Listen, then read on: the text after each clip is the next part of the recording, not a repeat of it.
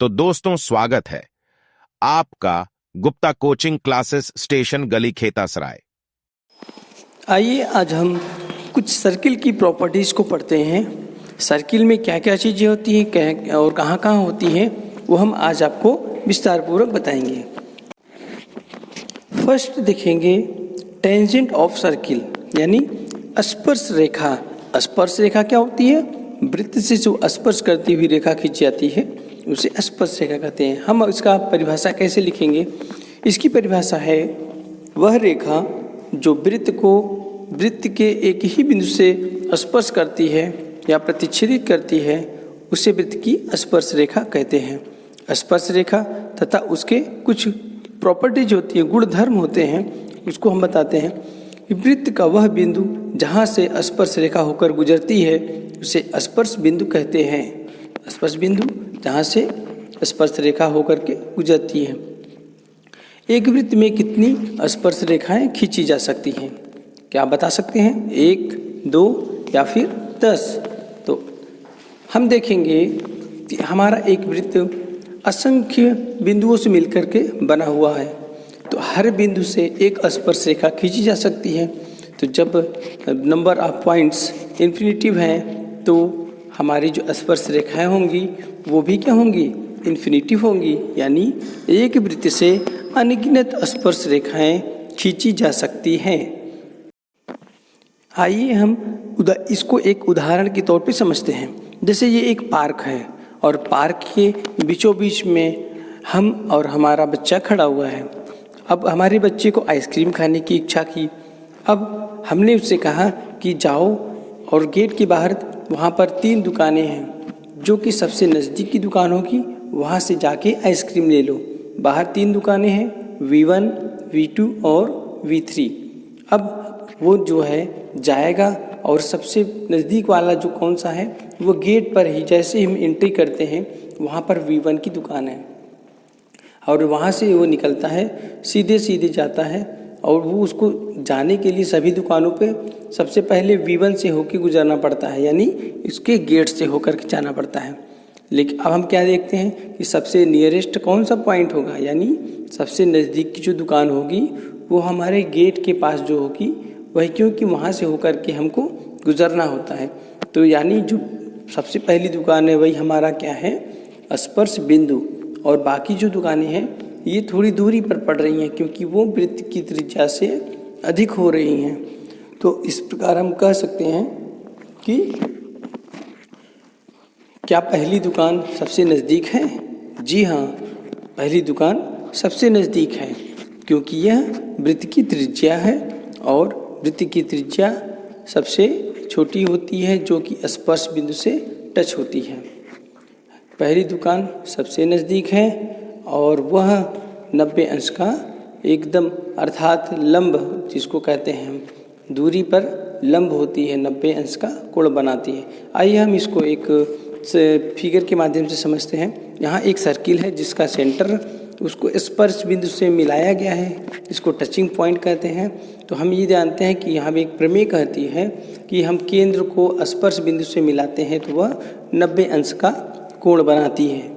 तो इससे हमारी एक प्रमेय बनती है कि स्पर्श रेखा को केंद्र से मिलाने पर 90 अंश का कोण बनता है, यानी वृत्त की त्रिज्या स्पर्श रेखा पर लंब होती है। अब हमारी प्रमेय बनेगी वृत्त की त्रिज्या स्पर्श रेखा पर लंब होती है। लंब मतलब होता है कि राइट एंगल मीन्स 90 डिग्री। तो इस प्रमेय को हम कैसे सिद्ध करेंगे? आइए देखते हैं।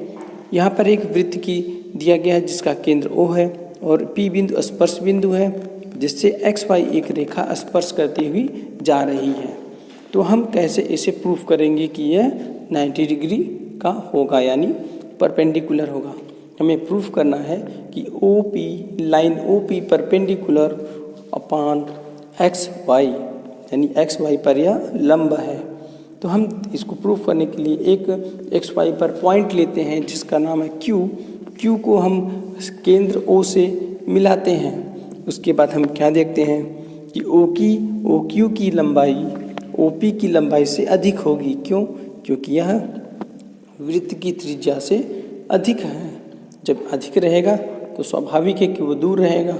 तो हम उसको और नियरेस्ट यानी इस प्रकार अगर हम देखेंगे कि स्पर्श रेखा पर दूसरा कोई पॉइंट लेते हैं तो जितने भी पॉइंट होंगे वो जो सबसे नियरेस्ट होगा स्पर्श रेखा से वह उससे बड़ी होगी। तो जो रेखा सबसे छोटी होगी वही रेखा लंब होगी, यानी वृत्त के केंद्र से परिधि की जो दूरी होती है उसे त्रिज्या कहते हैं, और जो कि अचर होती है वही परपेंडिकुलर होता है। तो हम इस प्रकार सिद्ध कर सकते हैं कि जो स्पर्श रेखा को स्पर्श बिंदु से मिलाती है, जो सबसे छोटी दूरी होती है वो हमेशा लंब होती है। इस प्रकार OP परपेंडिकुलर XY। वृत्त की स्पर्श त्रिज्या स्पर्श रेखा पर लंब होती है, तो एक स्पर्श बिंदु से कितनी स्पर्श रेखाएं का निर्माण किया जा सकता है? क्या आप बता सकते हैं? वृत्त की स्पर्श बिंदु से कितनी स्पर्श रेखाओं खींची जा सकती हैं? तो हम देखेंगे कि वृत्त की स्पर्श बिंदु से एक से अधिक नहीं खींची जा सकती हैं। अगर एक से अधिक खींचेंगे तो वो वृत्त को दो जगह पर काटेगी, जो कि वृत्त की छेदक रेखाएं कहलाएंगी। तो हमारा आंसर बनेगा कि वृत्त के स्पर्श बिंदु से मात्र एक स्पर्श रेखा खींची जा सकती है। वृत्त की कितनी समांतर स्पर्श रेखाएं खींची जा सकती हैं? तो वृत्त में कितनी समांतर स्पर्श रेखाएं बनाई जा सकती हैं? हम वृत्त से अनंत स्पर्श समांतर रेखाओं को खींच सकते हैं, यानी अनगिनत इन्फिनिटिव, इसमें कोई वो नहीं है।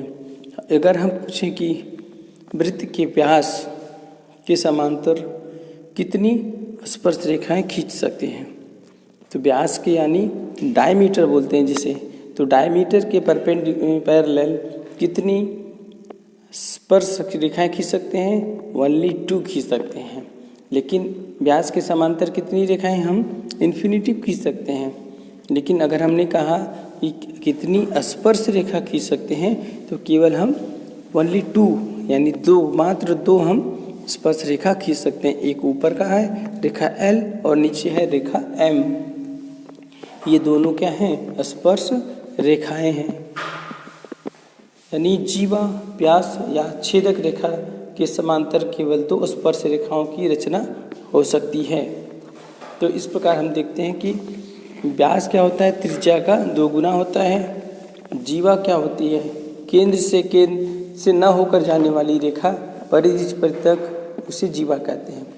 वृत्त पर स्थित बिंदु को हम देखते हैं इस प्रकार, जैसे वृत्त पर बाहर अगर पॉइंट एक दिया हुआ है जहाँ से स्पर्श बिंदु कहते हैं, दूसरा एक बिंदु होता है वृत्त के अंदर जिसे आंतरिक बिंदु कहते हैं, और तीसरा होता है जो वृत्त के बाहर दिया होता है उसे बाह्य बिंदु कहते हैं। तो यहाँ से क्या होती हैं? वृत्त की स्पर्श रेखाओं का निर्माण किया जा सकता है। तो ये थे आज के बारे वृत्त के बारे में कुछ महत्वपूर्ण बिंदु। अभी बहुत सारे पॉइंट्स इसमें बचे हुए हैं, इसको हम आपको अगली वीडियोज़ में बताएंगे। अगर हमारा वीडियो अच्छा लगा हो तो प्लीज़ वीडियो को लाइक करें, चैनल को सब्सक्राइब करें और दोस्तों को शेयर करें। हमारा वीडियो देखने के लिए आप सभी का बहुत बहुत धन्यवाद।